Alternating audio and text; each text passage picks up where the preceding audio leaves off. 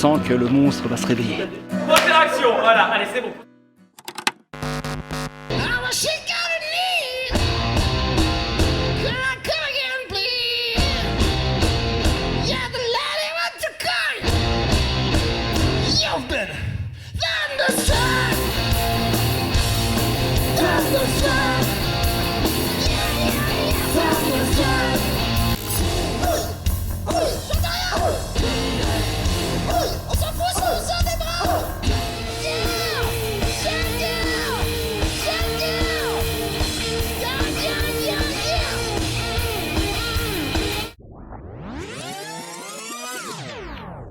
Il paraît qu'on a une seule bonne idée dans sa vie.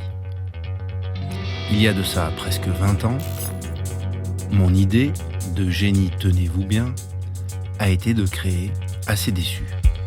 Une parodie d'ACDC dont la seule ambition serait de se marrer et de montrer que la musique, c'est avant tout jouer, s'amuser.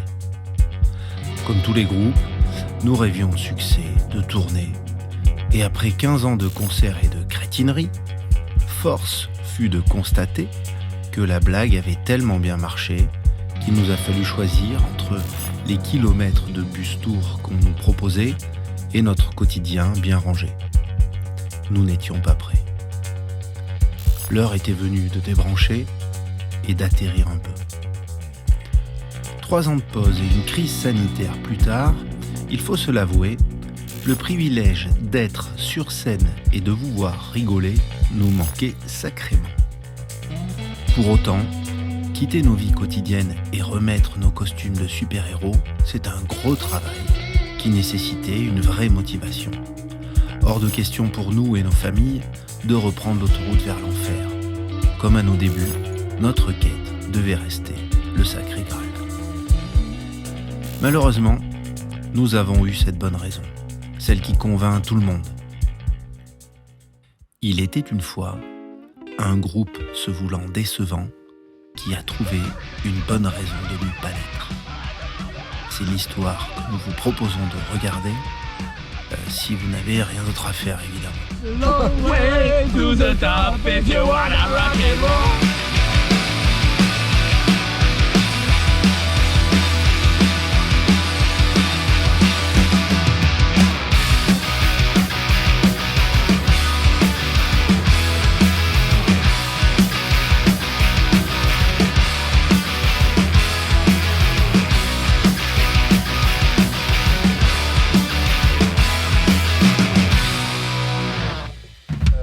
AC/DC, c'est né en 2003, on va dire fin d'été. Je regarde un DVD voilà, je faisais ma culture un peu à l'époque d'ACDC, enfin un peu tout. Je regardais du Bowie, je regardais du Genesis, je voulais voir, c'était à l'époque où on pouvait à la médiathèque prendre plein de DVD et regarder plein de concerts. Et puis un jour, je prends un DVD d'ACDC, il se trouve que c'était pas le meilleur, il s'appelait No Bull, et je le mets à le regarder chez moi, et puis j'étais vraiment pas très content. Je dis, mais je trouvais que le chanteur ce jour-là, je pense qu'il avait un problème de retour, et il devait mal s'entendre, et il chantait assez faux, et j'ai compris après pourquoi des fois je chantais faux aussi. et en fait, ce qui s'est passé, c'est que ma compagne est rentrée, elle m'a dit alors, du coup, AC/DC, c'est comment ? Assez déçu. Elle a fait, ah, tiens. Et ça a créé, en fait, c'est parti d'un jeu de mots.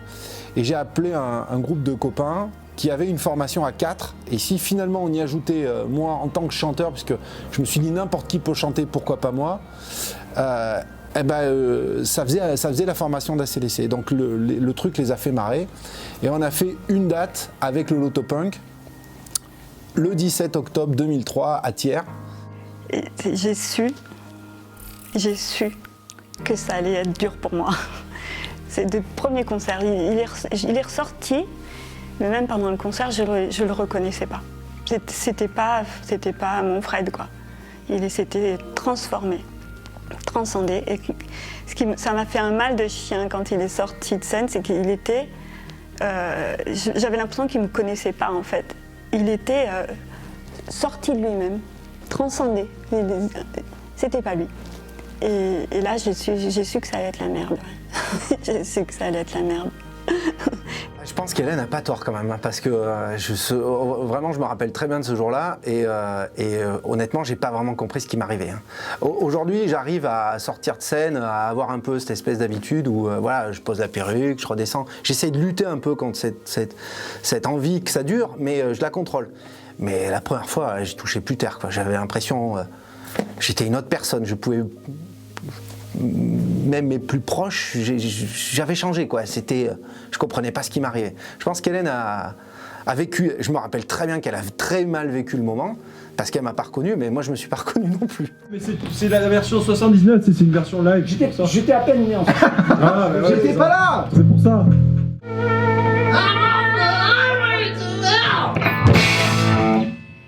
Voilà, c'était pas mal là.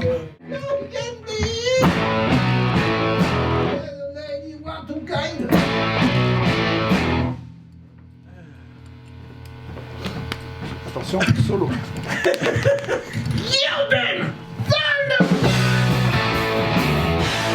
Bah honnêtement, pour l'instant, je pense qu'on préférait que tu te refasses un peu la voix, et puis si dans 3 mois tu n'y arrives pas, on pourra essayer de réfléchir à une solution. Un demi-tour en dessous, j'ai dit. Pour l'instant, moi je suis pas. Tu vois, le premier couplet, je l'ai passé. Le premier couplet, je l'ai passé. Ouais. Et puis alors après, j'ai eu comme une crampe de gorge. Ouais, mais c'est obligé. Moi aussi, j'ai eu mal tout du long. C'est Fred qui m'a demandé de venir faire 2 dates il y a 3 ans. En fait, avec Fred, on se connaissait parce qu'on jouait dans un groupe de stoner rock qui s'appelle toujours, parce que c'est toujours en suspens, qui s'appelle Bohemian Supermarket. Et 2 ans après qu'on soit formé, Fred nous a rejoints.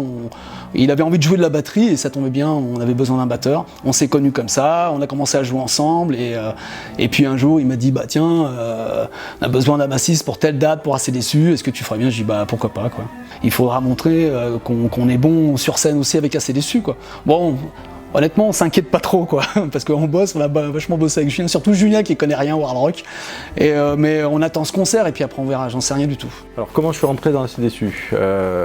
En fait j'ai été invité à l'anniversaire d'un ancien Malcolm qui est un de mes potes, Richard, et en fait à cet anniversaire il y avait ACDC qui était invité puisque Richard avait joué pas mal avec ACDC et Richard m'a demandé de bosser 2-3 morceaux que lui savait pas jouer pour que le jour du concert il puisse y avoir un Malcolm sur toute la durée du concert. Et du coup j'ai joué avec eux ces 3 morceaux, ça s'est bien passé. Après le concert on a tapé un bœuf avec, il y a Fred qui s'est mis à la batterie, Bouquet à la basse, puis moi à la guitare, et puis on a joué jusqu'à je sais plus quelle heure, on a fait chier tout le monde jusqu'à 3h du matin. On avait peut-être un peu bu de whisky aussi. Et puis sur ce, bon après on s'est pas revus, mais Fred m'avait demandé mon numéro et il m'a rappelé un peu plus tard pour me dire que si ça m'intéressait, la place de Malcolm, il me l'a proposé, quoi, voilà. Ils font le job, ils passent de l'émotion. C'est un groupe local qui mérite vraiment d'être connu au-delà de nos frontières, réellement.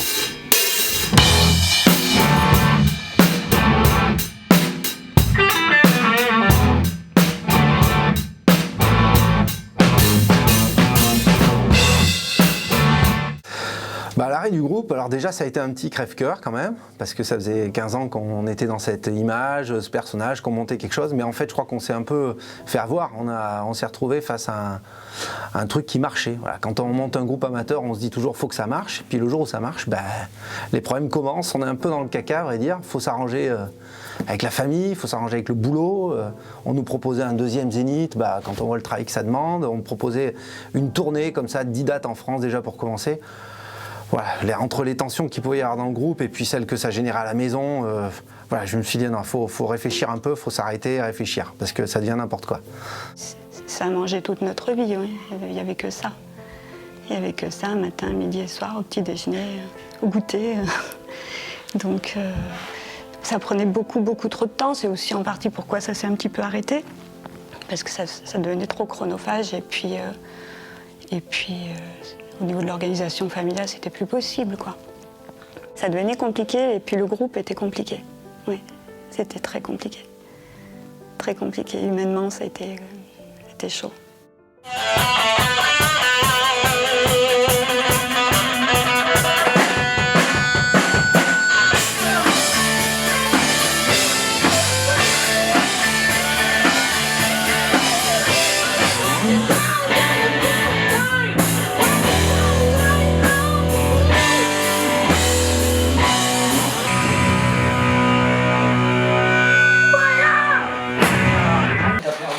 soir, je travaille. Ouais, c'est ça, t'as pas travaillé. C'est ça. En fait, ce qui a motivé le retour d'Assez Déçus, c'est le malheur qui est arrivé à Paulin. Voilà, au final, on savait pas vraiment quoi faire pour aider. On en parlait en famille, avec les amis. On se disait, voilà, on va faire une cagnotte litchi, un truc comme ça. On va faire un don à l'association qui gère un peu le quotidien des enfants à l'hôpital. Et puis en fait, dans la nuit, je me suis dit, mais non, on a un groupe qui pourrait faire beaucoup plus, en fait, finalement, parce que on sait ce que ça pouvait générer. Assez Déçus de temps en temps. Les parents de Paulin et nous, on est très amis, que les enfants sont très amis, il y a une histoire très forte entre nous, et qu'on était vraiment catastrophés de ce qui arrivait, et qu'on ne savait pas comment les aider, on était tellement impuissants. On s'est dit, on va faire un don, mais c'est quoi? C'est rien, ça nous aurait donné bonne conscience peut-être, mais pas plus. Et puis Fred a eu l'idée, il dit si on faisait un concert pour ça. Et monter l'association autour de ça.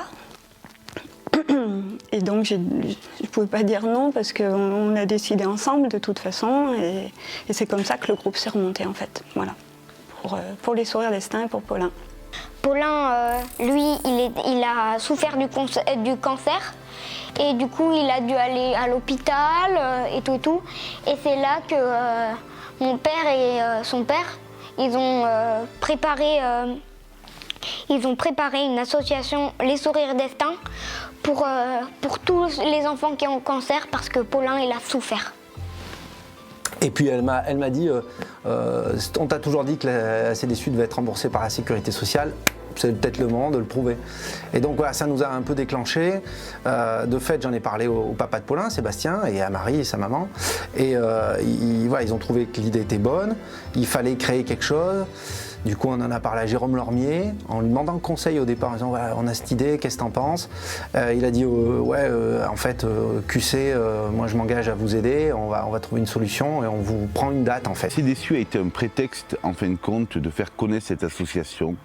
Et c'est pour ça d'ailleurs que Assez Déçus est reparti, parce qu'Assez Déçus n'avait pas la vocation de repartir à l'origine. Mais ce combat si beau a fait que ça a remotivé tout le groupe pour aller se remettre derrière leur instrument, repartir dans ce concept complètement fou. Et c'est là où ils m'ont touché. Ils m'ont touché parce que il y avait un sens. Et on ne programme pas forcément que pour la musique. Là, on a programmé une expérience, on a programmé une volonté d'aider les autres. Et je ne sais pas quel programmateur n'aurait pas pu craquer devant une si belle proposition. Il m'a dit, c'était un matin comme ça, un matin on était en train de faire le petit-déj. Et il nous dit comme ça, est-ce que ça vous dirait de participer au concert avec nous sur une des musiques déguisées en super-héros? Au début, Maxime n'était pas très partant. Il se disait, ouais, mais on va prendre la honte de notre vie. J'essayais de le rassurer en lui disant, mais non, ça va être super. Après, j'ai contacté Sylvain et Julien en disant, voilà, je vous propose qu'on remonte Assez Déçus, mais pour ça. Et uniquement pour ça, pour faire une date. Eh ben, ça s'est fait tout simplement, un coup de fil. Voilà, Fred m'appelle, me dit j'ai une idée. J'aimerais bien refaire un concert pour aider cette association Les Sourires d'Estaing. Voilà, il m'explique tout, voilà, on en parle, on parle de son idée de concert, tout ça, comment il voit le truc. Et bon, moi j'étais super chaud, j'avais bien envie de refaire. Fred, c'est son bébé Assez Déçus, c'est son idée, c'est son groupe. J'ai accepté de jouer dans Assez Déçus au profit de l'association Les Sourires d'Estaing, car ça m'a beaucoup touché quand Frédéric m'a expliqué ce qui était arrivé à notre copain Paulin. Et comme je venais de perdre mon papa d'un cancer quelques semaines auparavant, ça m'a reboosté et donné l'envie, et surtout envie de donner un peu de joie et de bonheur à ces jeunes qui essayent de s'en sortir. Ça m'a fait presque pleurer en fait. Et oui, bah du coup oui, j'étais impliquée. Il fallait que je le fasse quoi. Je pouvais pas dire non. Faut pas qu'il lâche. Parce que